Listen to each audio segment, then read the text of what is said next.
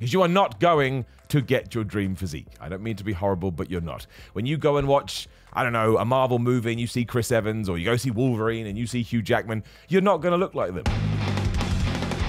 Simon Eborayo here, thank you for joining me as always, and I tell you, in this crazy world of fitness YouTube, or whatever we want to call it, everybody forgets the basic, everybody forgets the simple stuff, and if you are trying to get into the gym, your head is probably spinning as you read an article about blood flow restriction training, and you're like, I just wanted to lift weights, I don't understand what's happening. So that's why I thought every now and then it's just good to remind everybody of your basic structure, of your basic foundations, because here's 8 simple gym tips everybody should be doing. Number 8, take some creatine. Now, of course, creatine is not 100% necessity. You don't have to do it if you don't want to do it. However, it is the number one question that get asked about bodybuilding, going to the gym, the fitness palace of love. So I thought I'd address it straight away. The reason the creatine is as popular as it is because it's actually a supplement that you can buy from a shop for very cheaply that's also legal, that works, right? All the studies prove it 100% works. Now, there are creatine non-responders, but we're not going to worry about that today. You'll be able to figure it out. So just take 5 grams a day. That's all you need. The reason I put it in here is because I get that question all the time. Simon, how much creatine should I take? Simon, how much creatine should I take? Simon, how much creatine should I take? I'm like, look, stop asking me. It's really hard to pronounce. To begin with, 5 grams a day.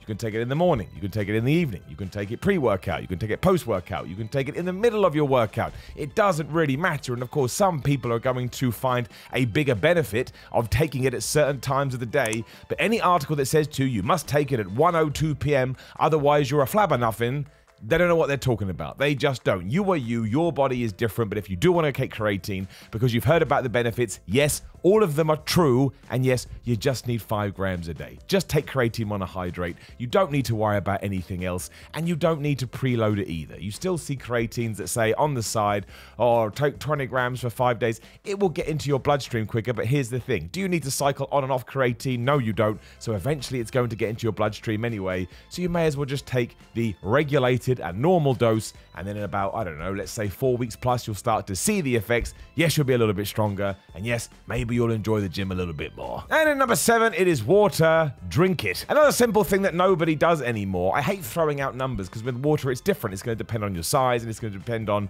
you know, many other factors. But 4 liters a day is quite a good thing to go for. But again, if you drink 2 liters, I don't mean all in one go, you spread it out throughout a 24-hour period. But if you drink half of that and all of a sudden your tum-tum is all like, oh my gosh, I can't take anymore, do not force water down you. You can drink too much water. Remember that your health is important. However, what has happened now, or at least what I seem to think is happening, given what people say to me, is we all just drink diet drinks. Because we're like, well, I just care about calories, and I know I'm allowed to have a Fanta Zero, a Franta, what is going on? A Fanta Zero or a Coke Zero, whatever the hell it would be, because I know it's no calories. It's like, no, don't worry about that. Of course you can have those drinks, unless you don't want to. It's perfectly up to you. I know some people don't like that kind of stuff, but you have to be getting your water in. I mean, not only are we made of water, we're like, what, 75% water or something like that. It could probably even higher. But if you do not hydrate your muscles, you're not going to be able to see any kind of goals in the gym, because your body's only going to be operating at, well, it's not going to be operating on the level that you need it to be. So do not forget that. Don't suffer through drinking water, but remember, you have to keep yourself hydrated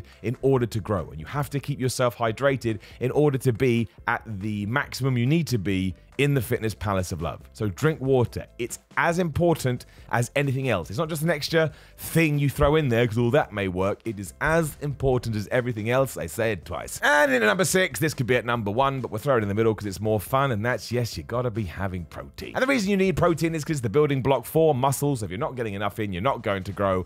And for many years now, the basic equation has been 1 gram of protein per pound of body weight, meaning if you weigh 200 pounds, you have 200 grams of protein. Now, I would use this as a very, very, very basic equation, a very, very basic piece of maths, because you may start having 200 grams of protein and realize you need a little bit less. You may realize you need a little bit more. This is why you have to track your workouts, you have to track your progress, you should take progress pictures, you should weigh yourself, etc., so you can make sure you're heading in the right direction. Because do not forget, protein at the end of the day is still calories, and if you eat too much calories, you're not going to be heading in the direction that you want. But yes, you have to get your protein in. And unfortunately, some people tell you to take way too much protein, and unfortunately other people will tell you to take not enough protein. You have to find what works for you, but you can't get away from it. I saw this one crazy diet the other day that it was like a no protein diet. It was like a no protein diet, and this was like advocating that you can build muscle, etc., with carbs and fats, and they are important too. Okay, we'll get into that in just 1 second. But protein is like concrete, right? You can't build a house without concrete if you're using bricks. You ain't going to be able to build any muscle if you're not getting in adequate protein. Number 5 is train every muscle group. I still cannot believe that people do not want to train their legs. I find it madness. Think of your muscles throughout your body, right? And think how many are occupied in the leg region. Your quad is huge. Your hamstring is huge. Your calf is not as big, but it's also an asshole. You have to train every single muscle group. And I'm not just talking about the major ones that we all love. So your biceps, your triceps, your deltoids, your trapezius, your lats, your chest. Did I say that? I don't know. Your abs, your glutes, whatever it may be. You got to train everything. Your abductors and your adductors and all the posterior chain, all of this stuff you need to bring in, you need to train it. Now, you don't have to do it if you don't enjoy it. But I'm talking about people that they want this physique, right? They're looking for this physique, and yet they're not willing, or they don't want to put in the work that you need to do in order to get it. You need to train every single body part, and you need to allow those muscles to rest after you train them, so you can train them again. If you can fit them in twice a week, you absolutely could, but 1 a week minimum is what you're going to have to do. And I know you don't like leg day, and you don't want to do squats.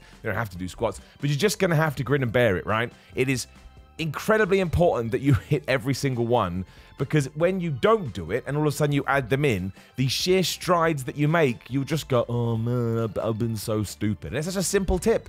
And now some people are saying, well, so this is very beginner stuff. Yeah, that's the idea of the video. But if you're going in there and you're just training arms over and over again, ironically, your arms probably aren't going to grow as much as if you allowed them to be trained with everything else, because your body enjoys this. It likes working in sync. So train legs, train arms, chain chest, chain back.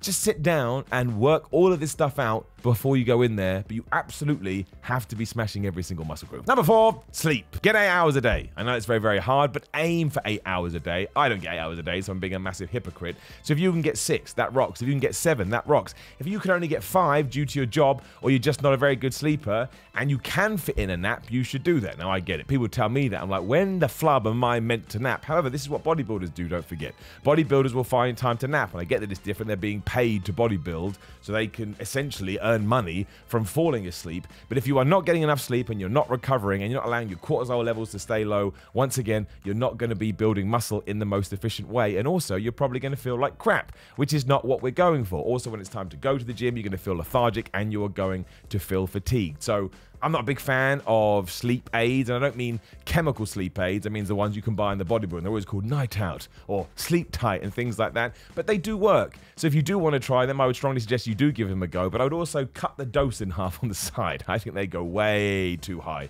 but that is just my opinion. But I mean, if somebody put a gun to my head, I'm pretty sure that I think this, and said you can either train at 50% but get all of the sleep, or get no sleep and train at 100%, I actually think you'll see more benefits training at 50% and ensuring you get your sleep, because your body wants to recover, your body wants to, get back to zero so you can do it again. That's the other thing. Do not forget, as soon as you've broken the muscle down by training it, you want to get back to where it was before so you can do it again. And it's a constant process. And a lot of that comes from how much you're resting. And number 3 is everybody's favorite, for the love of everything, warm up and warm down. Because why do you want to get injured? That's why we warm up and warm down. Let's not forget otherwise. We do it so our body is in a prime position to lift. So just do 10 minutes on the cardio. Get a little bit of a sweat on. Do your dynamic stretching. It's 15 minutes you can do it. Like 10 minutes on the thing, 5 minutes of stretching. And afterwards, give yourself 10 to 15 minutes to warm down where you do static stretching. Again, do not forget we do it for perseverance, we do it for longevity, and we do it so we don't hurt ourselves, which is why it's technically the most important thing you can do in the gym, because if you do get injured and you can't train anymore, well, the clue is in what I just said. You're not going to be able to train. And I think some people go and they're like, oh, I can't be bothered to wind up. I just want to start doing bicep curls. I get it. You want to get that pump. But if you do one bicep curl and then tear your bicep off the bone, and then you're not in the gym for 6 months, you'll be like, man, why didn't I just warm up? So for the love of everything, warm up. It doesn't take that long. It's not that labor intensive. There's always something you can do. And just make sure mentally and physically you are ready to lift weights. Because don't forget what you're doing here. You're picking up what is going to be for you a relatively heavy weight, and you're throwing it around the place. And joints, especially in your shoulders, are absolute assholes, and they can go at any time. So remember, you may be 25 now, one day you're going to be 50, you still want to be in the gym, you still want to be lifting, you still want to be enjoying it, and that means you have to preserve what you have. Warm up, warm down, I ain't kidding. Number 2 is eat right, because nobody eat right anymore. This is the problem. Everybody wants to be on a perma bulk, which I totally understand, but there's so many ways you can do this. Yes, you can do the bulk cut thing. You can build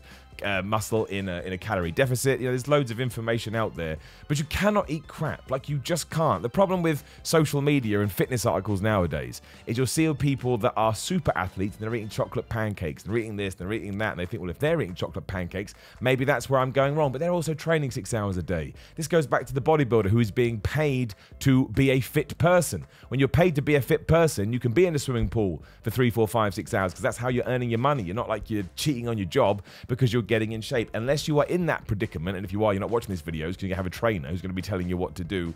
You've got to be sensible. You can't outwork a bad diet. You've heard that 1,000 times, especially on Instagram, and that's because it's true. And so many people have got into shape. They've been training their asses off, and as soon as they sorted their diet out, they were like, oh, wow, look at me now. You know, how have I gone through this incredible transformation? And it was just because they had sorted their diet out. Do not forget, when you go in the gym and you're lifting weights, of course, you're going to burn some calories, but you're not burning that much. And you shouldn't even think of it like that. You do cardio to burn calories, and you lift weights in order to put on muscle. So unless you are smashing the cardio, which you may not want to do because you're trying to put on muscle, don't think, well, I had a 2-hour leg session and therefore I can go home and eat a pizza. You can't. Doesn't mean you can't have a cheat or a treat meal. I'm not saying that at all. But the diet has to be as important as the training. They work in conjunction with one another. And if one of them is off, you are not going to, once again, you're not going to be optimal at all. And that's what you want. You want to be optimal. That's when you start being anabolic, essentially. You don't want to put yourself into a catabolic state. And what you do not want to do is eat way too many calories, because you're going to feel sluggish anyway. Because the whole time, your brain and your energy is going to be like, oh my gosh, I got to digest. So remember that. I know it's hard to stick to a diet,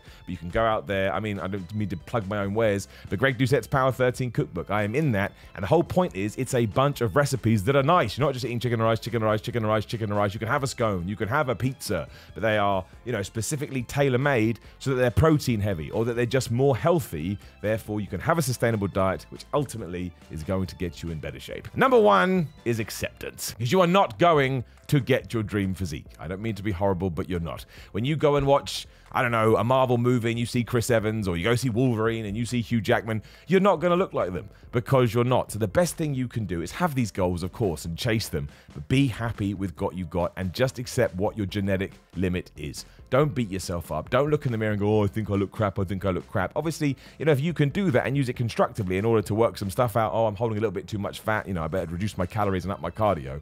That's totally cool. But if you accept now, before you even start this, that you are never going to have the body that you want, you're going to be far happier with it. And that's the whole point, right? Why do it if it's going to make you miserable? I know this because I've done the same, right? I got way too stressed about it in my younger years. And then you grow up and you realize, well, I shouldn't have done that. It didn't benefit me at all. You know, I was worried so much about it that I wasn't actually getting anything from it. And I look far better now. I'm not saying I am less disciplined. I'm still disciplined. I wouldn't say right next to my hand. But in general, I was in far better shape when I was a bit more free form with it, because I was just being sensible. And I knew what I could get away with and what I couldn't get away with. And again, I was accountable. So if on Wednesday I had to go out for a work lunch, whatever it was, I wouldn't have my cheat meal at the weekend, or I'd reduce my calories on the next day. And that's what you got to do. So accountability and acceptance are going to help you no end, because if you go in day 1 and you want to look like Captain America by week 6, you're not going to do it. Then you're going to be tempted by other things, and I just don't think it's worth it. So go for the gym for you. You're only in competition with yourself. Just ensure year on year, month on month, week on week, whatever it may be, you are making gains, even if it's 1.25 kilograms extra on your bench press or your deadlift, your squat, whatever it may be. This all counts, right? It all counts. And down the line, if you've got everything else in this list on point, you absolutely are going to see progress. So there you go, a bunch of tips I'm sure a lot of people that watch this channel have heard before, but I think they bear worth repeating. That's not the phrase, they're worth bear, whatever the hell it is. The point is, keep them in your head and always remember that the simple stuff is the best. You don't need to get carried away with mega super duper weird supplements or strange exercises. The reason a lot of this stuff has been in place for as long as it has been is because it works. You just have to be patient, and you just have to accept that, yes, maybe you're not going to get as big as you thought you were, but maybe you can get a bit leaner. Accept life on life's terms, including when you are in the gym, and then see what happens. Also, please do like the video, share the video, and subscribe to the bell ding ding so that other videos going live. There will be a video on the screen. Please do give it a click. Otherwise, yes, grillermind.com/Simon. You just get Simon to get 10% off. These are supplements that I use, especially when it comes to pre-workout. I'm going to tell you right now, do you need a pre-workout? No. If you'd like one, I strongly suggest that you try this. Also, keep an eye on my Instagram on Monday at Simon316. I have some interesting news about Griller Mind. You will want to check it out, especially if you are an international customer. We've already mentioned Greg Doucette's Power 13 cookbook. All of this is in the link description below if you want to check it out. Come follow me at Simon316 on Instagram and Twitter, patreon.com/Simon316 if you want to support me that way and get exclusive videos. On Cameo if you want to shout out, simon.bigcartel.com for merch. But otherwise, again, keep your training simple. Honestly, it will help you no end if you do that. And I'll see you soon.